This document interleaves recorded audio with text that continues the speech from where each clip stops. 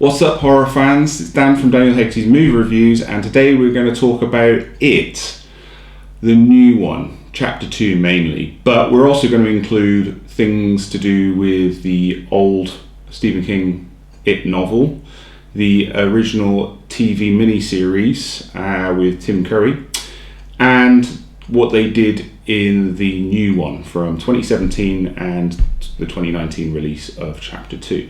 So, stick around.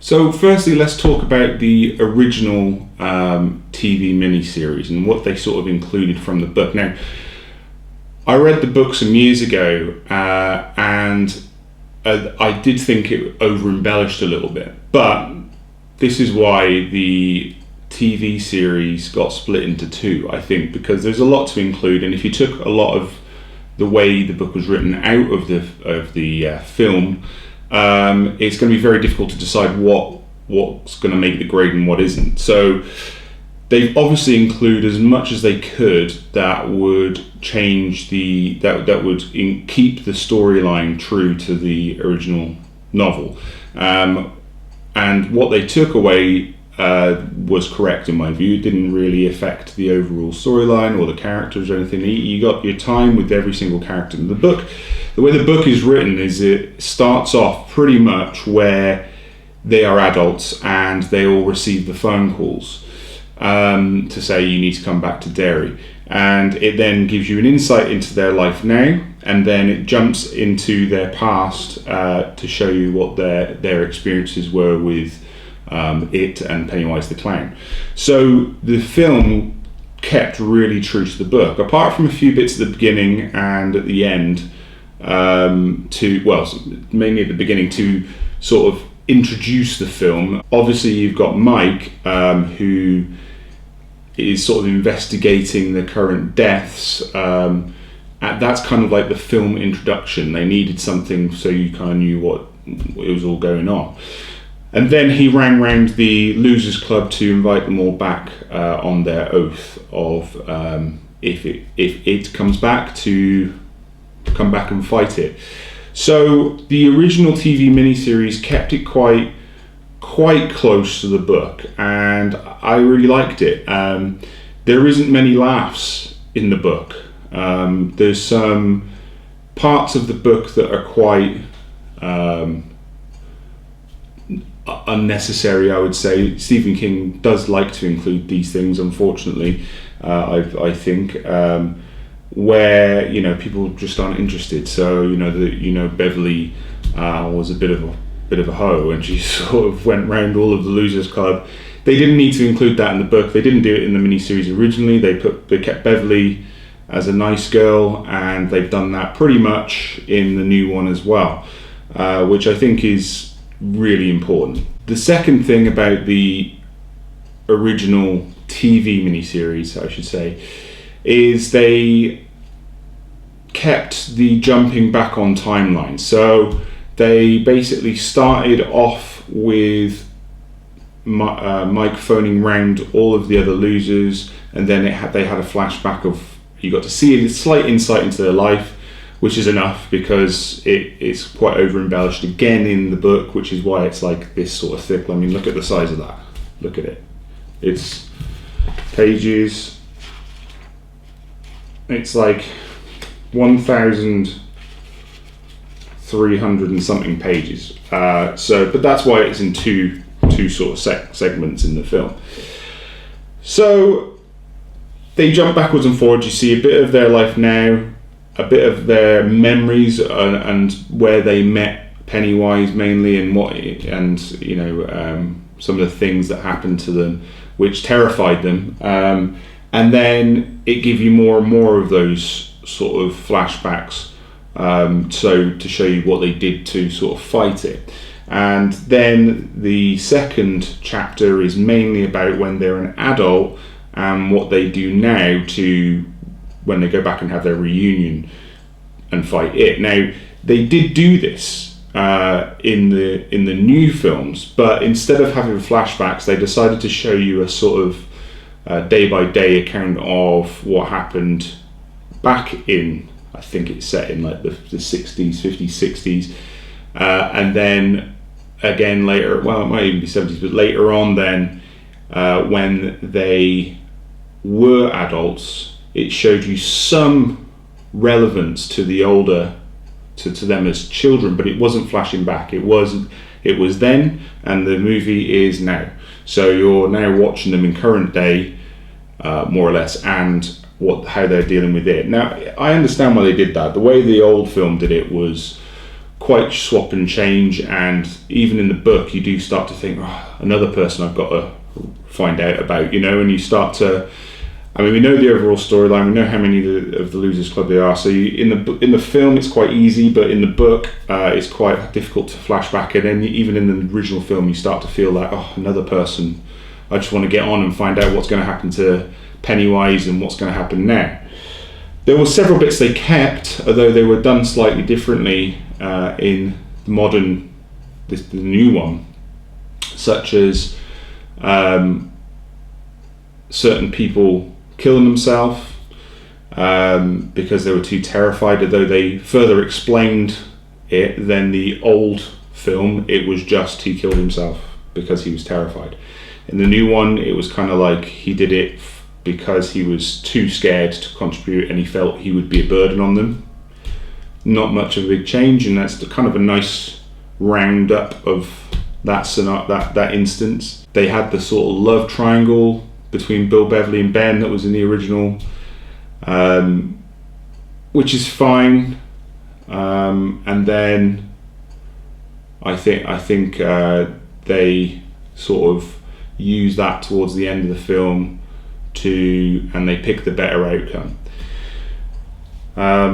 They included a lot of things from the originals, but they not only did they over embellish on certain things, they put things in that weren't necessary, and B, made the film more light-hearted. And what I loved about the older is there isn't many laughs, there isn't many jokes and cutaways to a funny time or anything like that, and it kept it quite gritty, quite dark, it kept the tension.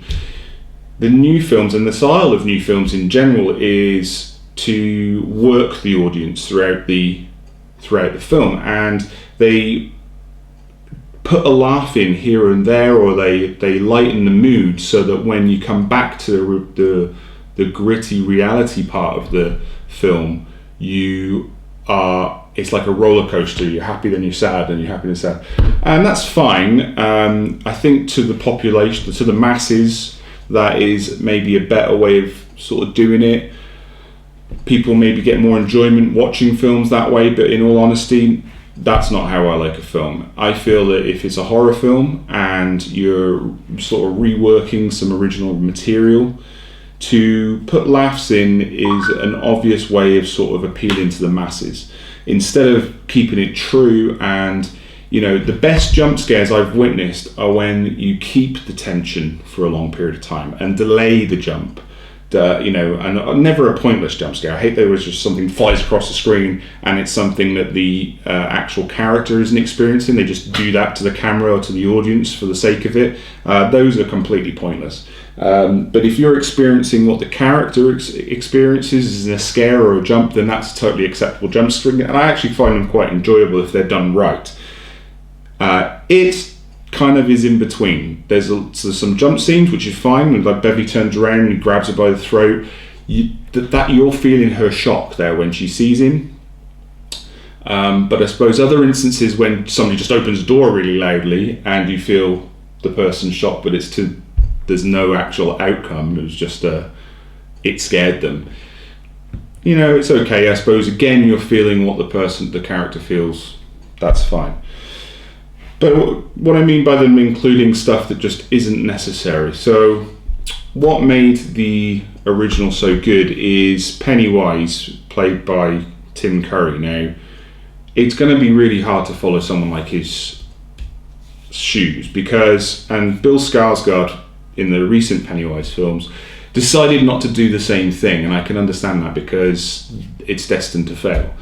He came up with his own overly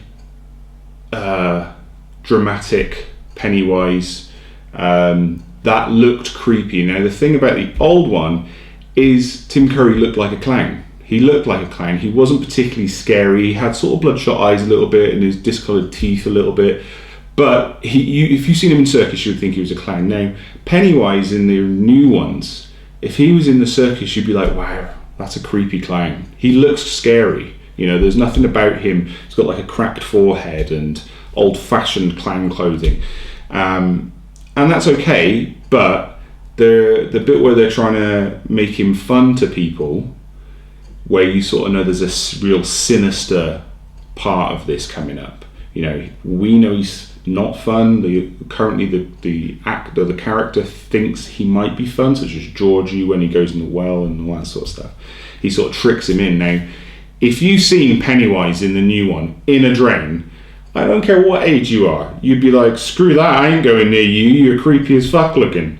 You know, so it's difficult to believe it. And they do it again in the second one where he lures a girl in and talks to her and she's got a birthmark and he sort of says, oh, I can blow that away for you. So there's a little bit more of a promise involved, and maybe that's what enticed her. But she did say, no, you look scary, you know, and they should have played that a bit more. They should have kept him a natural looking clown, so that there was a sinister undertone. I'm not saying there wasn't one in this one, but it just wasn't as felt by the audience as much. You know, you just knew he was creepy, and the character knew he was creepy. So it didn't have the sort of dark side of the sort of character that the original had. Yeah, the original looked, to all intents and purposes, like a normal clown. So it made clown scary. Now, I wouldn't, after watching the new It, go to a circus and think, oh yeah, I don't like clowns after seeing that. Whereas after Tim Curry's sort of adaptation of or sort of look of the take on the clown image, I would go, oh god, he's got a bald head and hair at the sides like Tim Curry had, you know. It would set me uneasy, and that's what the original one was really good. It was uneasy to watch. It was uncomfortable. Whereas this one, it's kind of like a Goonies horror. And the first chapter, I really enjoyed. I thought, okay, they're bringing in some lightheartedness because it's about kids, and being a parent, I find it really difficult to watch things that involve kids getting killed. But I wouldn't say that therefore it's a bad film, having seen something like that happen, just like in the first one with Georgie and the girl Jessica, I think, that was caught in her back garden. That scene made me really uncomfortable. And I was pretty much a child when I first seen it. It terrified me. I used to think Pennywise was under my bed and stuff like that because he didn't mind killing children. Then Eddie and Richie sort of, the fun in the first one, in the original 1991, when they did that, Eddie and Richie's character they were humorous, but they weren't laugh your ass off sort of funny. They did it in the original, the first chapter of the 2017 one, and it was funny. You know, there were some funny bits. You got the lads from Stranger Things, a few other recognised sort of young actors, and they had real good chemistry, and it was enjoyable to watch with some scary bits. This one, there is way too much comedy. For a horror film, I like horror comedy. I don't mind the odd joke in horror, but this one was constantly making jokes all the way through it. It was like, I said to my wife at one time, it's like watching like a Disney horror film. It was really odd. Like, people were laughing, it was funny, but it's not what I wanted personally from Pennywise and from the It movies.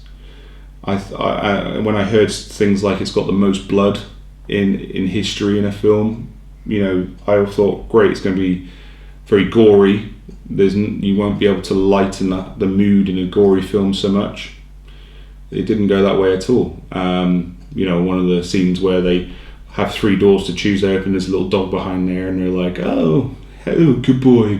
It's like, they're not realistic characters, and those characters are.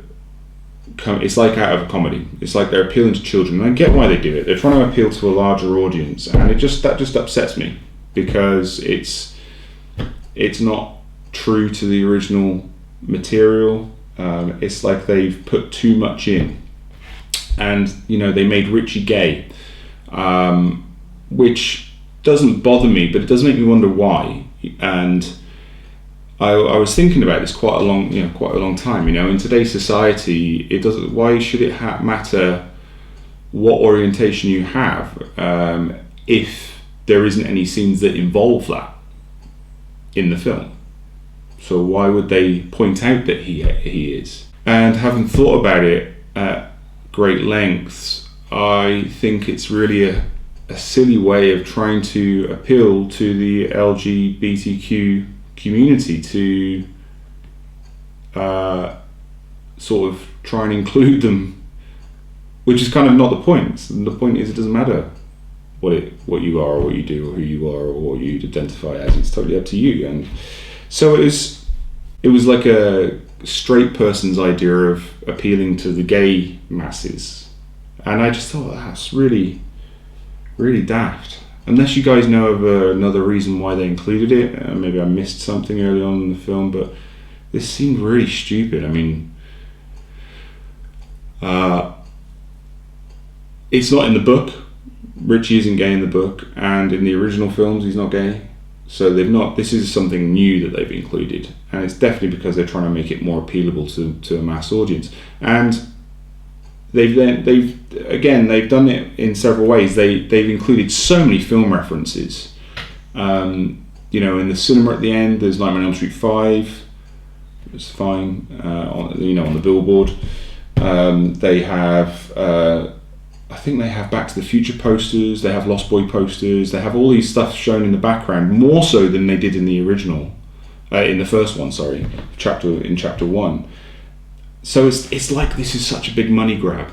They don't want to make it, they've put out all the vibes that it's really, really scary to get the horror fans. They've got the horror fans on board already. They thought, right, how can we further our investment? Okay, let's include the LGBTQ community. Let's have die-hard horror fans in there.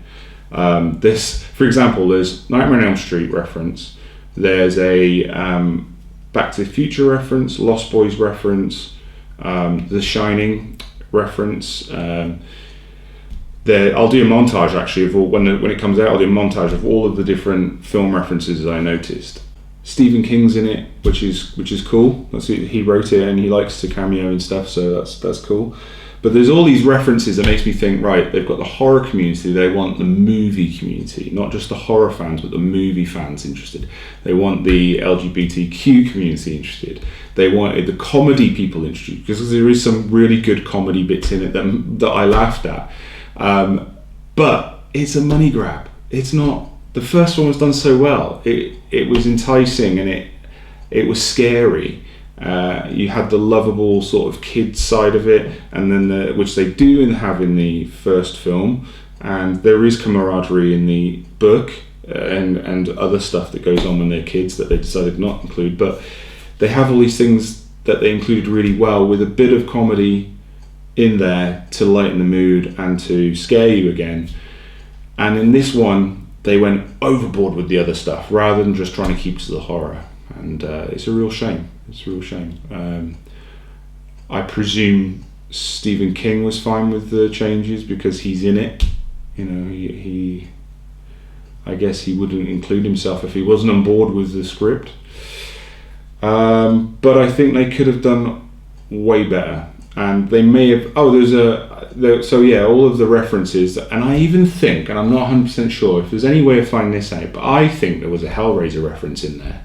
And it's the bit where Ben is getting swallowed up by the dirt, and Beverly's in the bathroom cubicle with the blood, and she reaches down. There's like a real gothic sort of music that I think has been taken from the Hellraiser soundtrack or something like that. And it's kind of like she's pulling him up through the dirt, and the reference could be sort of like, when Frank comes out of the ground, or when what's her name? when the other girl in the second one comes out of the mattress, there's like that dun dun, like that sort of rising sort of gothical music. So I think there was a Hellraiser reference in there. I'm not sure. It might have just been coincidence, but it seemed like that to me. But there was all these different references, so it's like they're trying to appeal to everyone, and they should have just kept it a horror film. Guys, thanks for watching. I hope you enjoy my sort of breakdowns of the film, book, TV, film adaptation, and I hope you subscribe and keep watching, and I'll keep doing it.